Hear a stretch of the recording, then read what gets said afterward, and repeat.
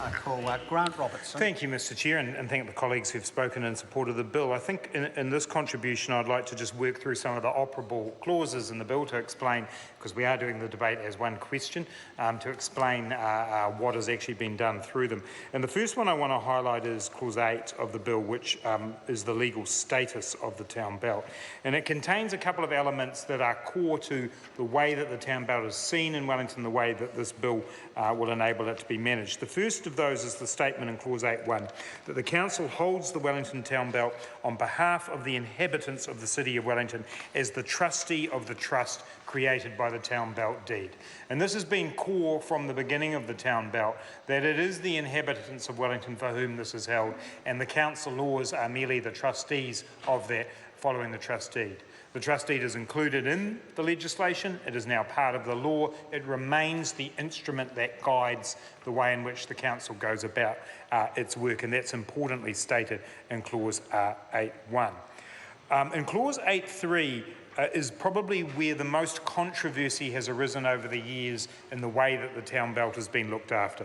Clause 8.3 says that for the purposes of subsection 2, public recreation ground means an area provided for recreation, sporting activities and the enjoyment of the public, with an emphasis on the retention of public access, open spaces and outdoor activities, and the protection of the natural environment and historic heritage. Putting in law that definition will deal with some of the issues we've had before about whether, for instance, an early childhood centre is a public recreation purpose, or whether or not a commercial operation within a closed building is. Now, this is not to say that we're trying to rewrite history. There are a number of buildings on the town belt, I think upwards of around 40 perhaps buildings on the town belt. We're not pulling those down, but what we are saying is the definition of public recreation is that it's about sporting activities, public access, open spaces. That's what was intended with the town belt. And over the years, for a variety of reasons, with all the best intentions in the world, people have come to see opportunity to use the town belt for things that are not public recreation.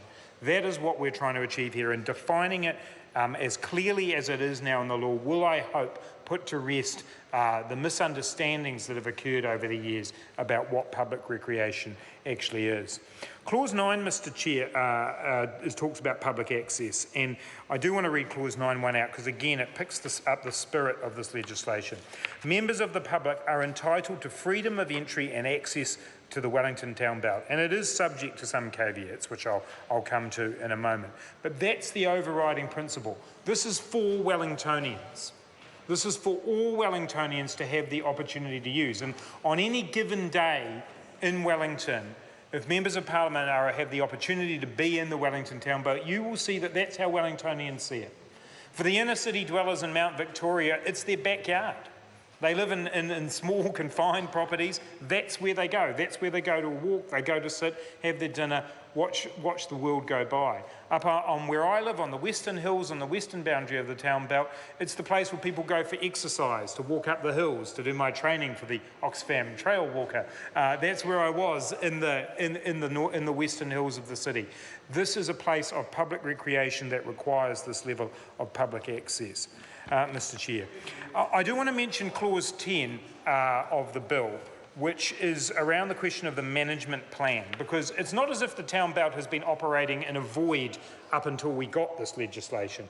It has been governed by a management plan that has been through extensive consultation, reconsultation and reaffirmation over the years. And clauses 10 and 11 outline the way in which the management plan is created, which is a highly consultative process, and what should be in the management plan itself. This is the instrument by which the Wellington City Council will, in an ongoing way, put into practice the principles and the rules that are laid down in this legislation. The process for doing that, as I say, is a public one with a great deal of submission from the outside, and I do hope we will continue to see that process followed through. Mr Chair, I want to refer, and I will take another call in a moment when the time of this expires, to now come to the SOP that is in my name in this bill, which covers Clause 16 and 17 around leases and licences. Mr. Chair. Grant Robertson. So when the bill came before the committee, there were submissions about the question of leases and licences. So from time to time, the Wellington City Council will grant people the ability to lease parts of the land. Now, there are two leases that are exempted from the rules that I'm about to go through. They are for Chest Hospital and Wellington Zoo. Chest Hospital is now actually used by the SPCA, but it's an iconic building and an important part of Wellington's history. Wellington Zoo, obviously everybody will know, they're exempted from this. But otherwise, leases can be given for periods not exceeding 20 years. Also, licences, which are for much more short-term activities, can be granted as well, but they also cannot exceed 10 years.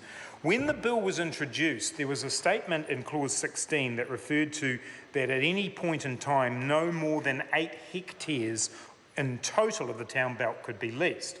That's a very strongly supported clause because we don't want a lot of land being taken out for permanent purposes beyond public recreation. A similar clause didn't exist in the provision on licences, and so some submitters said that they also wanted a restriction on the amount of land that could be used for licences. In a bout of over-enthusiasm, the Select Committee adopted the recommendation of officials to also include the clause saying that there should be not more than 8 hectares in total of the town belt to be licensed. This, for those who are good at maths, like Mr Bridges, will be able to note that 8 plus 8 is 16. And so we ended up with a situation where it would have been possible for there to be 16 hectares of the town belt leased or licensed. That was not the intention of the Wellington City Council. And in fact, I am grateful to members of the Friends of the Town Belt and others who drew to our attention the possibility of the misinterpretation of this. So there is an SOP in my name, Mr Chair, which makes absolutely clear that the 8 hectares in total is for leases or licences. So, and I'm seeing Ms Collins is deeply excited by this piece of information, thank goodness. But I would say that it is important to the people of Wellington that we do limit the land in the town belt that has been leased or licensed out. Because while there are always good reasons for that, we don't want to see that become too much land. And so that's why we have an SOP to absolutely clarify that it is 8 hectares in total for leases and licences, and Ms Collins will be able to vote for that should she choose in the next period of time.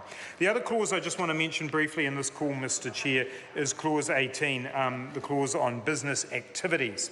And I do think it's very important here, because this was raised in submissions, to note that business activities can be authorised. These are the activities that are usually associated with the leases and licences that I've just mentioned, but that the business activity has to be temporary, and the effect on the activity of the town belt and the public can be no more than minor.